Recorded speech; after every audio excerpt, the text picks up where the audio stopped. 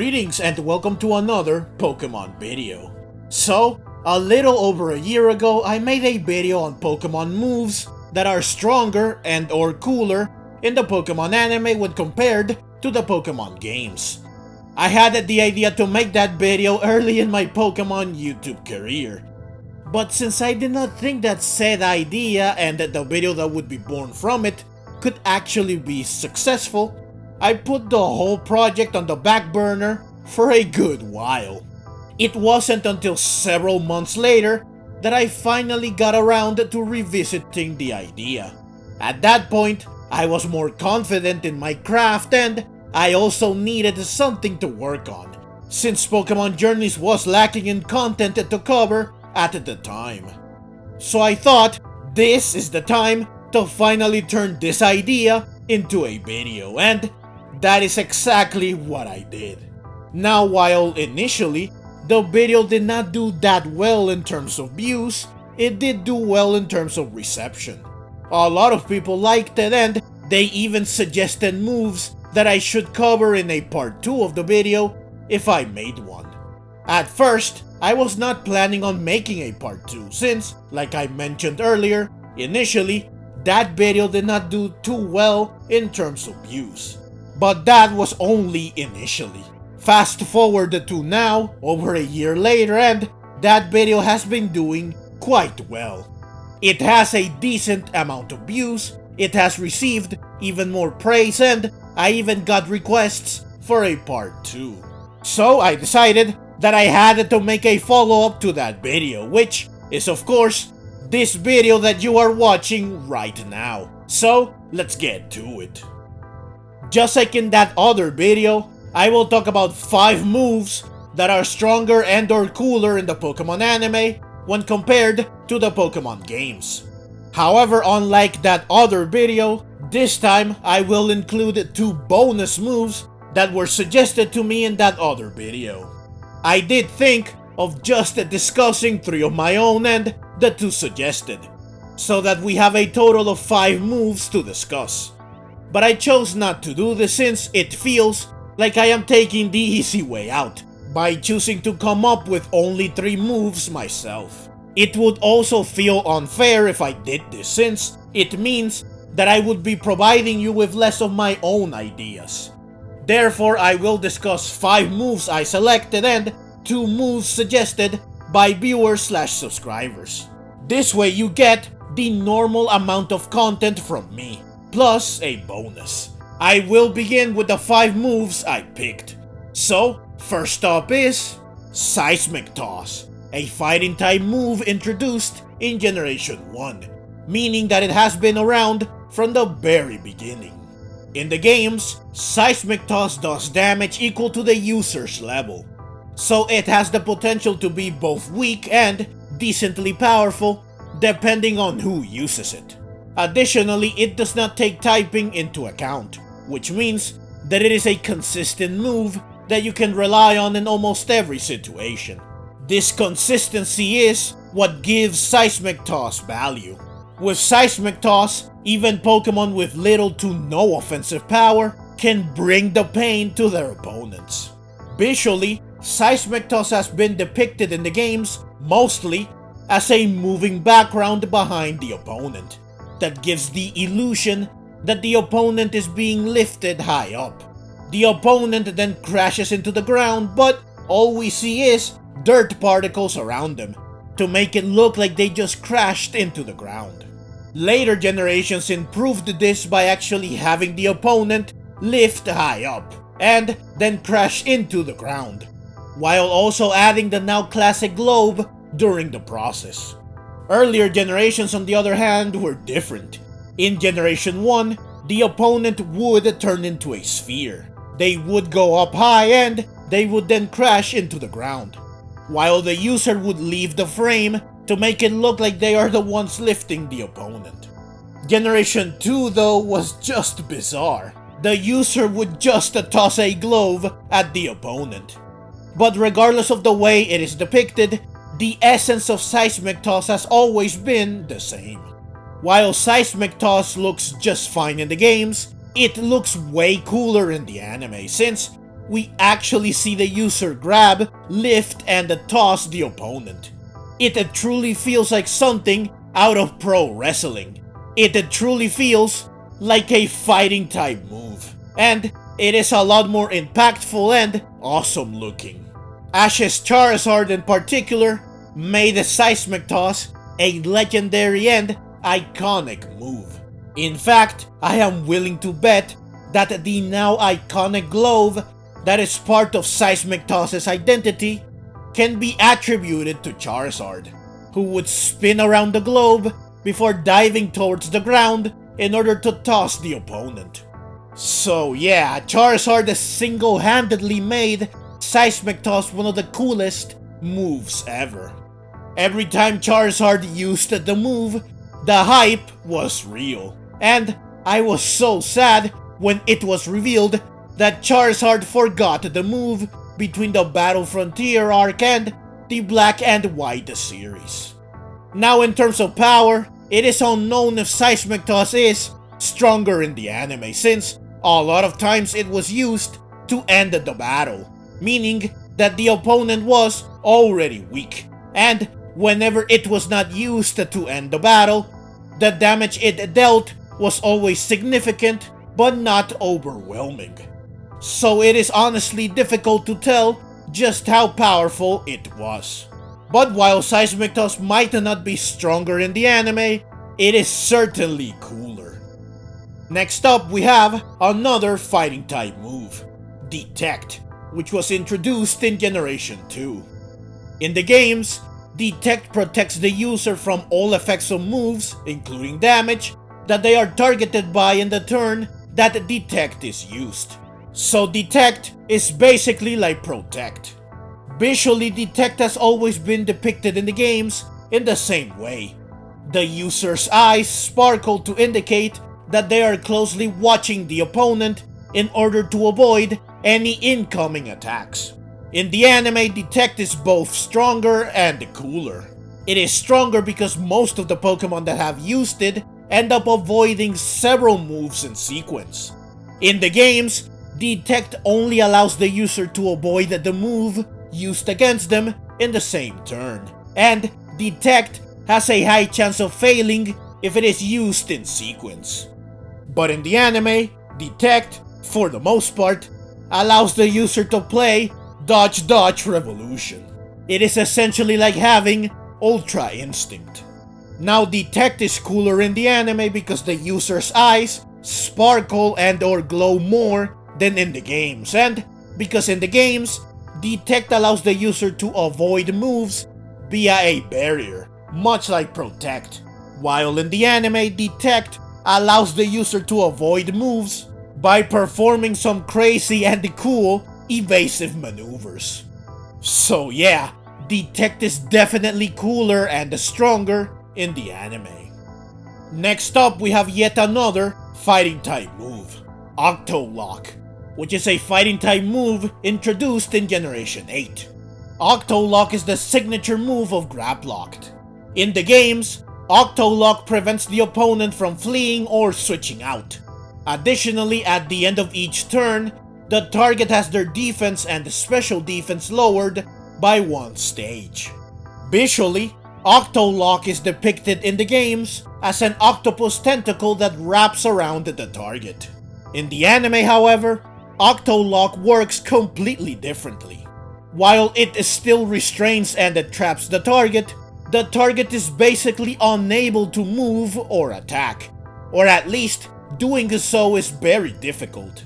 Octolock also does damage in the anime. It clearly hurts the target. These two things do not happen in the games, and while Octolock does not appear to lower the target's defenses in the anime like it does in the games, I would still say that Octolock is overall stronger and more of a threat in the anime. Octolock is also cooler in the anime since Graplocked uses most of its tentacles to completely immobilize the target, putting them in a powerful and brutal hold that makes the target suffer greatly. You just can't help but feel bad for the target when you see them trapped in such an oppressive way. the anime takes a move that is more of a useful gimmick in the games and turns it into something truly scary and menacing. Heck, Octolock even traumatized Ash after he faced the bee the first time, to the point that Ash was afraid and wary of tentacles for a while. So yes, Octolock is certainly a lot cooler and stronger in the anime. Next up we have Sandstorm, which is a rock-type move introduced in Generation 2. In the games, the user summons a Sandstorm which lingers for 5 turns. Every turn, the Sandstorm deals a little bit of damage to every Pokemon on the field that is not Rock, Ground, or Steel type. Additionally, Rock-type Pokemon have their special defense increased by 50% while the Sandstorm is active.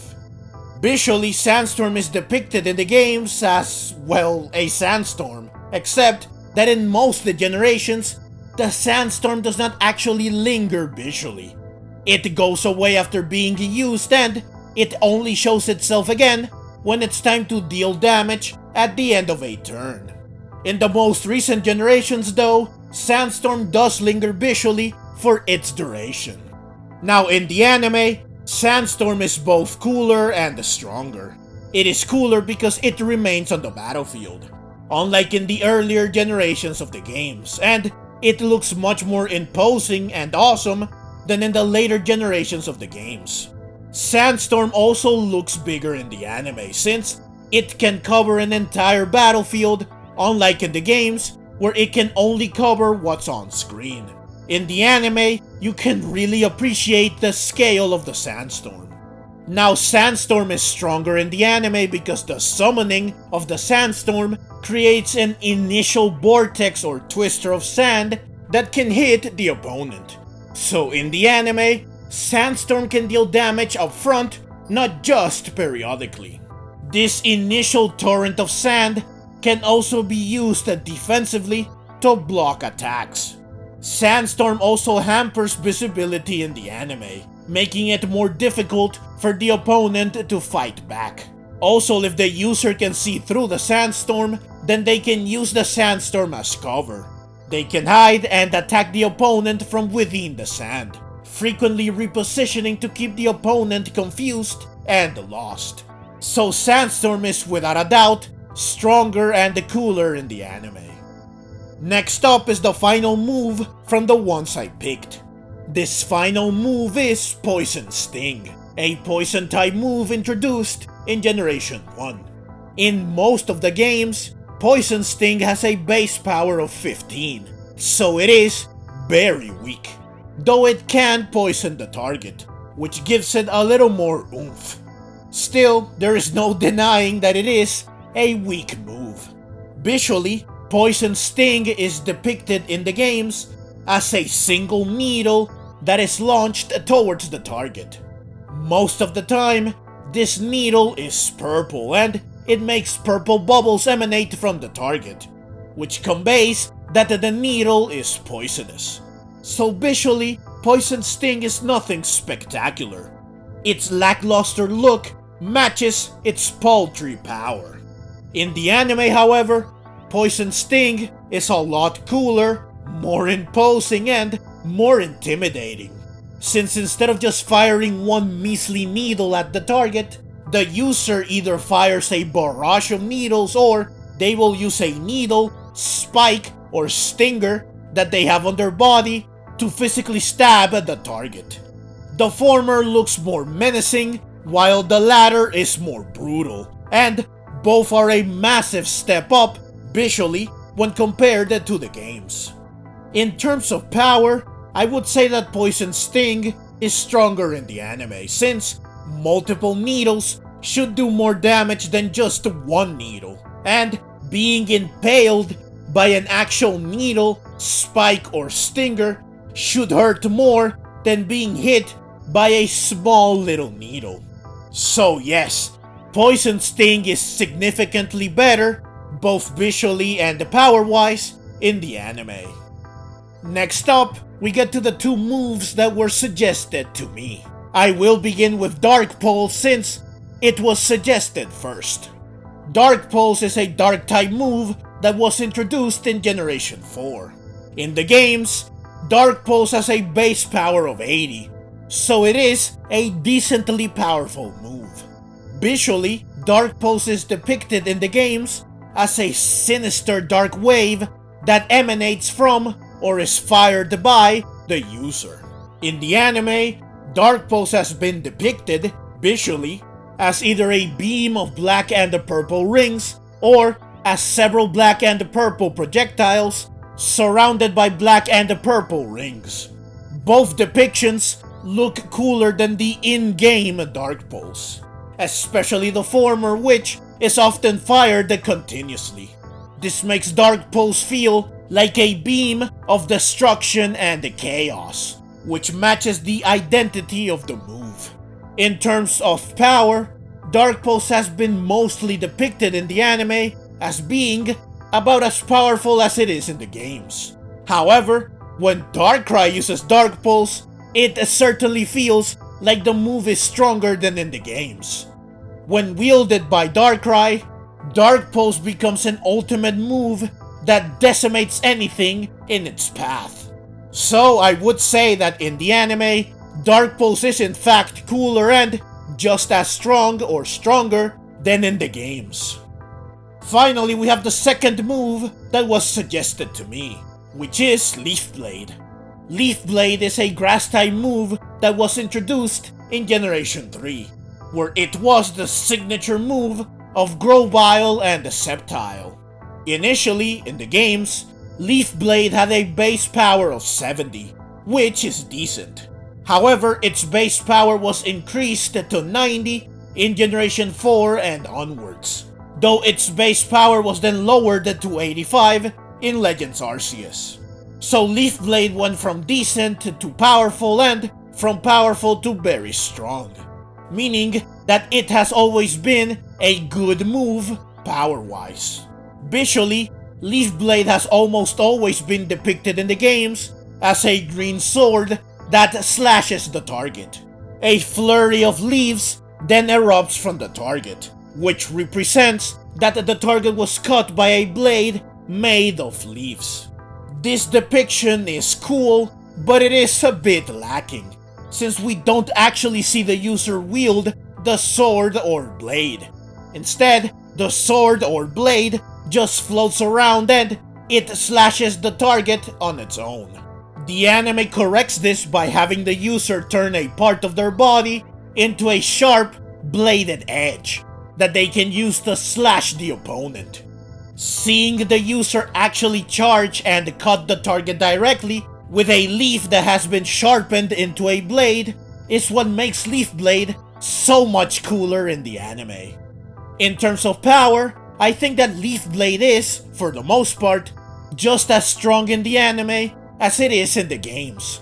However, when wielded by certain Pokemon, namely Sceptile, Leaf Blade does feel stronger in the anime.